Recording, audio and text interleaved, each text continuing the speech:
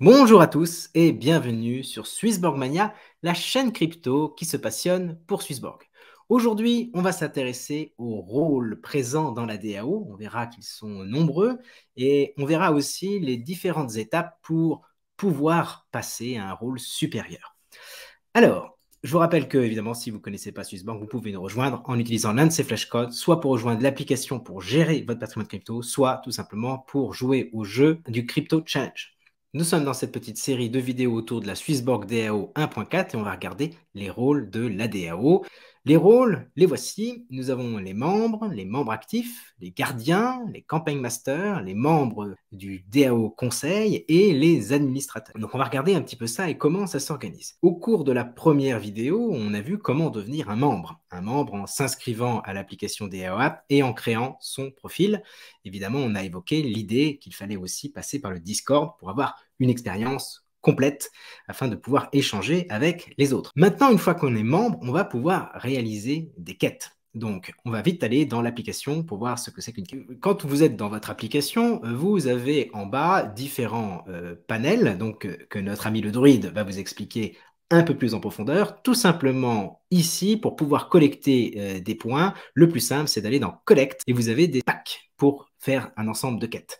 Donc, par exemple, l'idée, c'est de commencer par ceux du haut et au fur et à mesure que vous accumulez des points, vous allez pouvoir aller dans des packages un peu plus compliqués, un peu plus techniques. Dans le Starter Pack, par exemple, on peut rejoindre un café dans le Discord, on peut apprendre des choses sur le Smartine, on peut faire des petites choses comme ça. Ici, on voit que les points que rapporte chacune de ces quêtes. Et ensuite, l'idée, c'est d'apporter une preuve de quête, comme quoi on a bien fait son travail. Et très rapidement, des membres de la DAO vont contrôler ce petit travail, s'assurer que la preuve de travail fournie est bonne, et ça va vous créditer vos points. Et du coup, dès que vous allez faire une quête, accomplir des quêtes, vous allez gagner des DC. Donc les DC, c'est cette économie interne à l'application qui va vous rendre un membre actif. Donc c'est comme ça qu'on passe d'un membre normal à un membre actif, c'est qu'on a fait des quêtes et qu'on a commencé à gagner ses premiers DC. Ensuite, d'une fois que vous êtes un membre actif, qu'est-ce que vous allez pouvoir faire? Vous avez compris qu'on pouvait gagner des points en faisant des quêtes, et bien vous pouvez continuer à faire des quêtes. En faisant des quêtes, vous allez accumuler suffisamment de points pour pouvoir prétendre au rôle de gardien. On verra tout à l'heure le process pour devenir gardien. La deuxième chose que vous pouvez faire, c'est rejoindre une squad. Donc, une squad, c'est un endroit coordonné où les membres individuels, vous, moi, qui sais-je, vont se rassembler autour d'une idée de développement. Ça peut être faire des vidéos sur YouTube, ça peut être traduire des articles en français, ça peut être créer des images, créer des NFT, ça peut être faire une musique pour Swissborg, ça peut être tout ça. Donc, ils se rassemblent entre eux, ils ont un projet commun et ils vont essayer de faire des choses. Donc, comment ça s'organise? Eh bien, en fait, il y a eu une idée qui a été décidée à un moment donné et on recherche des candidats pour venir soutenir cette idée-là. Donc, la solution qui a été retenue, c'est voilà l'idée, rejoignez-nous. Et donc, pour montrer que vous allez être actif, vous allez engager un certain nombre des points que vous avez gagnés avec vos quêtes. Donc, par exemple, 200 points, 500 points, 1000 points, ça va dépendre un petit peu de l'importance qu'on apporte à cette campagne-là. Une fois que vous avez présenté vos points, il va y avoir, donc ça c'est variable d'une campagne à l'autre, vous allez avoir le chef, le campaign master, celui qui est en rose et dont on parlera tout à l'heure, qui va analyser les candidatures. Donc, il y a des gens qui juste ont balancé des points comme ça sans argumenter, sans présenter un petit peu l'idée, les raisons pour lesquelles ils rejoignent. Et puis il y en a d'autres qui voilà, ont un background, ont des idées, on partage. Et donc, c'est une analyse qui est faite par le campaign master qui va sélectionner des candidats. Et une fois qu'on a été accepté dans une squad, eh ben, on va avoir le panel des missions qui va s'ouvrir à vous. Et avec ces missions-là, vous allez pouvoir gagner des DC supplémentaires et vous allez aussi pouvoir gagner des tokens qui peuvent être en stablecoin ou en CHSB et tout ça ira directement dans votre application Swissborg. Donc la troisième et quatrième possibilité que toute personne active peut proposer, c'est soit de créer une nouvelle campagne, donc il propose une nouvelle campagne, et ça va lui coûter 1000 DC, ça lui 1000 points pour pouvoir dire voilà mon idée, donc il l'argumente, il met en avant les choses, et je propose en plus de cette idée de créer un rendu, qu'il y ait quelque chose de concret à la fin qui soit rendu. Donc, il propose ça avec un petit budget et ça va être analysé. Et une fois que c'est analysé et que c'est validé, eh bien, ça va pouvoir être mis en œuvre et lui, à son tour, va pouvoir sélectionner des gens qui rejoindront dans sa squad. Donc, c'est le campaign master qui est ici qui va ensuite sélectionner des candidats qui pourront ensuite accéder aux missions. Et quand on a proposé son idée et qu'on est campaign master, à un moment donné, on peut se dire, mais moi, je ne veux plus être là-dedans parce que j'ai d'autres attentes, j'ai d'autres projets. Et donc, à ce moment-là, cette place peut se libérer. Et si cette place se libère, eh bien, c'est un membre actif, n'importe lequel, qui peut dire, je veux bien prendre le relais. Et à ce moment-là, il sera, ce nouveau candidat, élu par les gardiens. Donc, c'est les gardiens qui sélectionnent les nouveaux campaign masters quand une place s'est libérée. Alors, vous avez également la possibilité de faire des jeux. Donc, ces jeux, ce sont des jeux de prédiction. Vous allez avoir une possibilité de prédire quel est le prix du Chili's, par exemple, à la fin du mois. Et vous allez essayer d'être le plus proche possible. Plus vous allez faire votre proposition tôt dans le mois, moins ça va vous coûter. C'est pour ça que les prix sont finalement variables à ce jeu-là. Quand vous allez commencer, ça va peut-être coûter que 100 DC de faire une proposition. Et si par contre vous arrivez quelques jours avant la fin, sachant qu'on ne peut pas parier pendant les 3, 4, 5 derniers jours, donc plus tôt vous faites, moins c'est cher, et plus vous approchez de la date, plus c'est facile à prédire, et plus le coût sera élevé. Et donc vous pouvez vous retrouver à payer 400, 500 DC pour essayer de faire votre pari. Et vous avez en même temps une proximité plus proche de la fin de réalisation. Et si vous êtes parmi les premiers à gagner, je crois qu'il y en a 3 qui gagnent à chaque fois, bah vous allez gagner des tokens. Donc ça peut être, quand c'est un pari sur Chili's, c'est des Chili's, quand c'est un pari sur le CHSB, c'est sur le CHSB, etc., etc. Et donc, c'est des tokens qui seront directement crédités dans l'application Swissborg, donc celle que vous avez connectée avec l'application DAO. Vous avez ensuite la possibilité de proposer une idée d'amélioration, non pas en faisant une campagne, mais en changeant un petit peu l'organisation de l'ADAO, c'est-à-dire en changeant les règles. Donc ça peut être sur la façon d'élire les gardiens, d'élire les membres du conseil, ça peut être comment on sélectionne un gardien, ça peut être comment on gagne des points. Enfin bref, tout ceci finalement maintenant sera à la main de chacun de faire des propositions et on va voir comment ça évolue dans une autre vidéo. Nous avons donc les membres actifs dont on a vu tout ça et au milieu de tout ça, il y avait la possibilité de devenir gardien. Donc comment ça se passe quand on veut devenir gardien? En fait, vous allez faire des quêtes et accumuler suffisamment de points. L'idée étant que l'accès au rôle de gardien soit pas quelque chose à la portée de tous, parce que les gardiens, on va le voir dans la suite, ont un rôle très important et même central dans l'organisation de la DAO. Donc, on accumule des points, ce qui montre son engagement pour le projet. On va passer un quiz qui va valider que vous avez bien compris comment fonctionnait la DAO à ce moment-là, mais également quelles étaient les valeurs de Swissborg et vers quoi on cherchait à tendre. Et ensuite, vous avez, si vous réussissez tout ça, à devenir gardien, donc vous aurez le rôle de gardien. Qu'est-ce que fait un gardien? Les gardiens ont vraiment un rôle central au sein de l'écosystème parce qu'ils vont pouvoir donner leur voix, leur vote sur différentes questions. La première type de question, ça va être l'élection des membres du conseil. Le membre du conseil, c'est un groupe de 3, 4, 5 personnes, ça va varier avec le temps, qui vont insuffler une direction pour la DAO. D'accord? Donc c'est un peu notre conseil exécutif. Et pour savoir qui rejoint ce conseil, les gardiens peuvent se dire « je candidate pour devenir membre du conseil ». Donc il y a une élection qui se tient et ce sont les gardiens qui vont voter pour tel ou tel en fonction de l'historique, des propositions, de la réflexion que la personne amène et souhaite insuffler à la DAO. Donc voilà, donc c'est un process électif avec la règle un gardien égale une vote.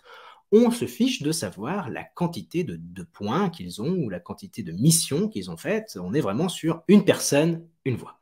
Voilà un peu l'idée. Ensuite, vous avez les votes pour les initiatives. Vous avez vu tout à l'heure qu'on pouvait, en tant que membre actif, proposer des campagnes, proposer des modifications des règles. Eh bien, en fait, un gardien va pouvoir dépenser 100 points, 100 DC coins, pour pouvoir donner son avis sur une proposition ou une autre. Donc il va falloir quand même qu'il accumule des points pour pouvoir les dépenser en vote. Et ce qui est intéressant ici, c'est que chaque fois qu'il va dépenser 100 points, eh ben, il va pouvoir gagner des jetons CHSB qui seront crédités dans son application. Donc c'est un moyen aussi pour le gardien de générer des revenus. Enfin, et là c'est la partie essentielle, il y a un contrôle des missions. Quand vous êtes un membre actif, que vous avez rejoint une squad et que vous travaillez sur une mission, vous fournissez à l'écosystème la preuve que vous avez bien travaillé, et ensuite la mission telle qu'elle a été faite va être contrôlée par les gardiens. Et les gardiens vont dire oui, c'est bien fait, non, c'est pas bien fait,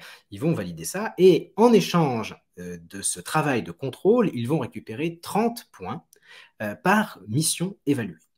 Ce qui est aussi très important à ce point-là, c'est qu'ils vont gagner 30 points, mais ils peuvent décider, parce que la personne qui a fait la mission l'a vraiment très bien faite, ils se disent là, il y a vraiment eu du bon travail, ils vont pouvoir donner des décès, des points à la personne qui a fait des missions. Le gardien va gagner 30 points, il va peut-être en donner 100 ou il va peut-être en donner 200 hein, pour dire toi, tu fais du bon travail.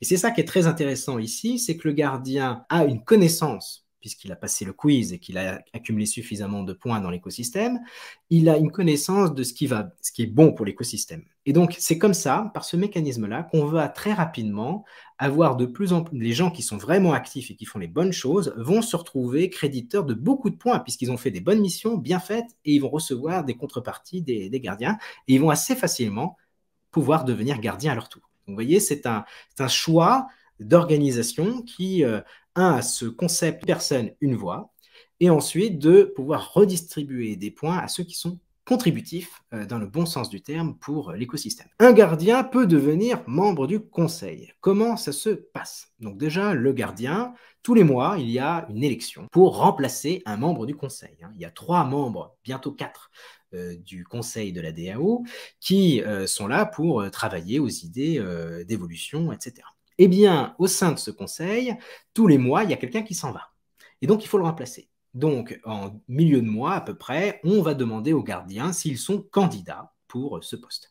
Donc, ils vont checker sur le Discord et dire oui, moi je suis candidat. Ils vont faire une petite description de leur projet, de qui ils sont, de ce qu'ils ont déjà fait, de ce qu'ils aimeraient faire, etc. Et ensuite, une fois qu'on a recueilli toutes les candidatures, les gardiens vont voter et choisir lequel parmi les candidats est celui qui correspond le mieux à leur attente. Dès lors que la personne est élue, elle obtient le rôle de membre du conseil et va pouvoir commencer à faire son travail. Alors, quel est le travail du conseil? Donc, on a compris que ça vient de la DAO, il y a une sélection qui est faite par les gardiens, par l'élection, et ensuite il devient membre du conseil. Et dans le conseil, il n'est pas seul. Donc, il a déjà ses amis qui sont déjà au conseil depuis quelque temps, et il y a aussi des employés de Swissborg sélectionnés par Swissborg. Pour l'instant, ils sont au nombre de 2. Donc, le conseil, dans sa globalité, c'est en ce moment 2 admins et 3-4 membres du conseil de la DAO. Donc, de toute façon, les membres de la DAO sont en majorité par rapport aux admins qui viennent de Swissborg. Ensuite, 4 fonctions principales pour les DAO conseillers au sein du conseil. Tout d'abord, ils organisent le système des quêtes. Donc, tout ce qu'on a vu, les starter packs, beginner packs, il y a même un pack pour les gardiens, etc. Tous ces quêtes-là, c'est les membres du conseil qui les organisent. Alors, tous ne font pas cette fonction-là, mais ça fait partie pour au moins 2 d'entre eux, de leur tâche, de s'assurer que les quêtes sont intelligentes, intéressantes, et qu'il y a un roulement et qu'elles permettent à chacun de prendre part dans l'écosystème, accumuler suffisamment de points pour devenir gardien. Bref, vous avez compris le concept. Vous avez ensuite le grand travail, c'est qu'il y a un filtre qui est fait par les membres du conseil sur chaque initiative qui est poussée. Donc, les initiatives, il y a 2 types. Il y a les initiatives pour une nouvelle campagne, et 2, les initiatives qui concernent les changements de règles.